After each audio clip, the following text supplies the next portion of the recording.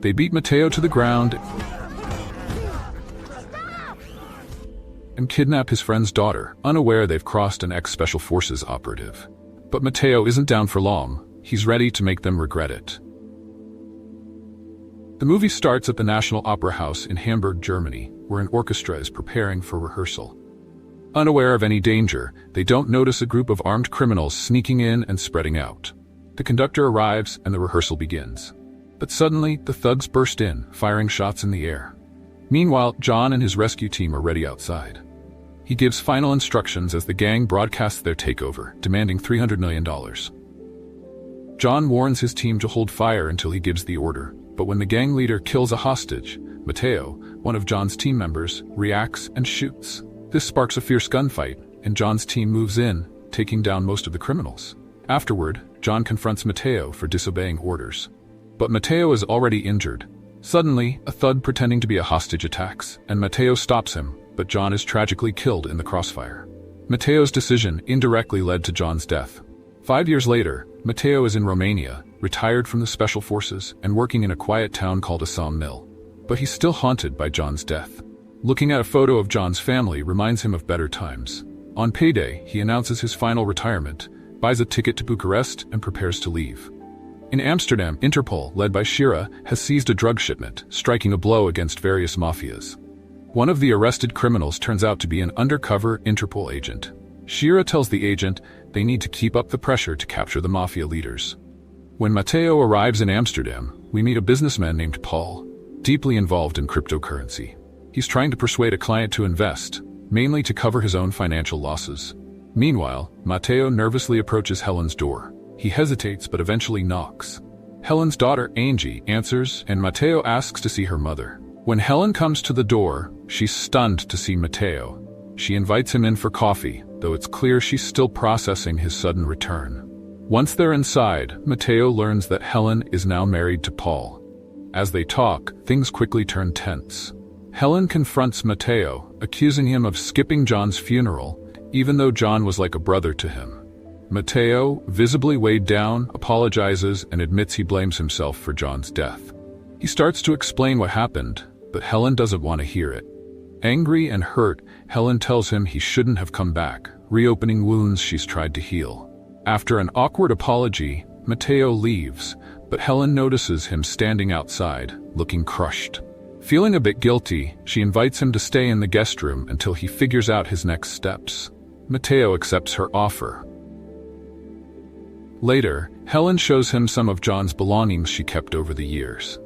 She tells him that if anyone should have them, it's him. Meanwhile, Sabin discusses their recent setbacks and the stolen cargo. It's then that he and his team suspect they have a mole. Back at the house, Paul notices Matteo and Angie talking together. Helen explains to Paul that Matteo was John's friend and will be staying with them temporarily. That evening, Matteo sits outside lost in thought, reflecting on his past with John in Afghanistan. He remembers a mission where John spoke about his family and shared that Helen was expecting Angie. Angie later tells her mom she's really starting to like Matteo, and Paul mentions wanting to talk to him too. Matteo shares with him that there's always something worth fighting for. Paul senses Matteo's emotional scars but is reassured by Helen, who explains how much Matteo and John went through together. The next morning, Matteo finds a note from Angie, asking him not to leave without saying goodbye. He heads out for a run and on his way back, sees Helen and Angie leaving for school. Helen asks him if he can look after her dog while she's at work. Meanwhile, Sabin confronts Paul about $15 million missing from his account. Paul nervously explains that the cryptocurrency market has taken a hit, but assures Sabin things will improve soon. Sabin, however, isn't buying Paul's excuses. Looking at a photo of his family, he icily reminds Paul that he has only 1 day left to resolve this mess. As Sabin leaves, Interpol's agents quietly follow him. So focused on his mission, Roman doesn't realize he's also being watched. Meanwhile, feeling worn out, Matteo spends his day doing woodworking and even starts building a treehouse for Angie, hoping to keep himself occupied. Later, Helen invites him on a hike. Back home, Paul arrives looking worried. When Helen asks what's wrong, he vaguely mentions accounting issues, hiding his situation with Sabin. Elsewhere, A group of tourists on a boat stumbles across a disturbing sight, a body hanging from a bridge. One of Sabin's men discovered that the victim was working with Interpol and decided to silence him. When Shira and her partner arrive, they quickly recognize the body as one of their informants. At his office, Paul watches the news of a cryptocurrency collapse and realizes he made a major mistake investing in the wrong currency with his client's funds. Just then, Sabin calls, demanding his money back and reminding Paul of the deadline. Paul promises to fix things, but Sabin simply sends some men to handle it. Shira and her partner realize that Sabin's crew is sending them a message, though they're unable to unlock the phone for more evidence. Meanwhile, Angie playfully teases Matteo about his scar, and as she hugs him, Helen notices the bond they're forming. It's family pizza night, but Paul calls to say he can't make it due to an urgent issue. As they eat outside, Angie gives Matteo a drawing, and Helen asks him to stay a little longer for Angie's sake, mentioning how much John would have loved to see their bond. Just as things start to feel hopeful, everything suddenly shifts. 4 masked men with baseball bats ambush Matteo. Angie doesn't run to escape, she runs to shield Matteo. One of the attackers targets her, but he quickly regrets it as Matteo fights back. Ultimately, it becomes clear. The attackers were after Angie all along, and targeting Matteo was just a distraction. As Helen and Matteo lie wounded on the ground, one of the kidnappers grabs Angie, shoving her into a car. Summoning his remaining strength, Matteo stumbles to his feet, steals a bike, and pedals furiously in pursuit. Helen, panicked, borrows a phone and calls Paul, telling him Angie's been kidnapped. Paul immediately understands what's happening and tries calling Sabin for help, but Sabin dismisses him and hangs up.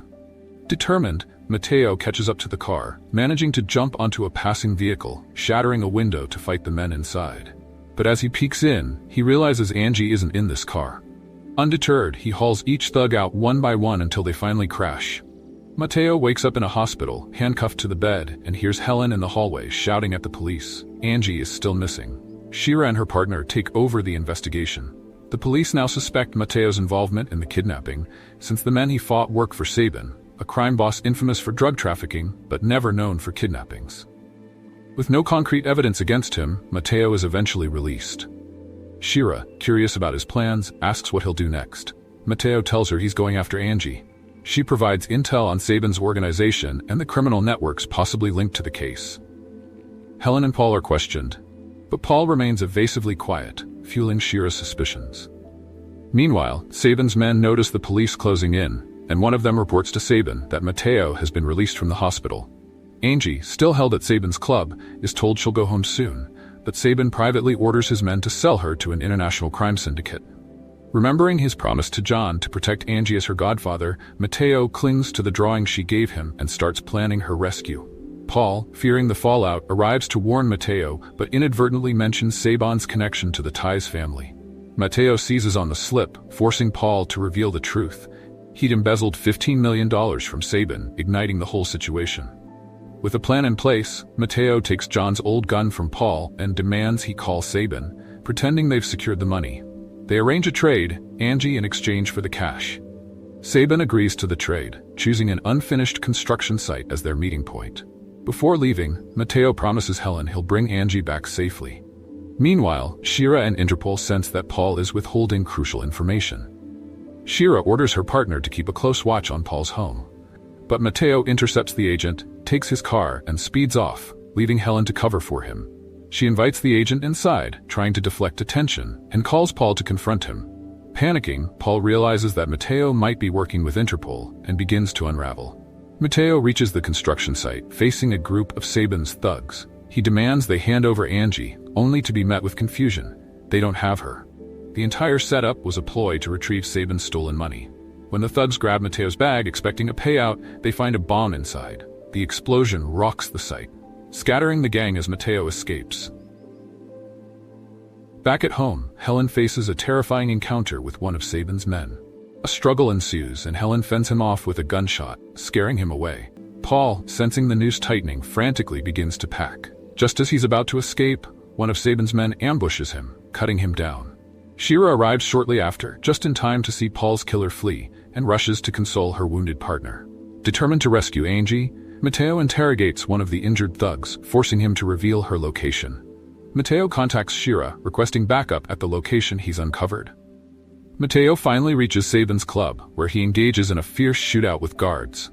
When Shira arrives with her team, they join the fray, intensifying the chaos.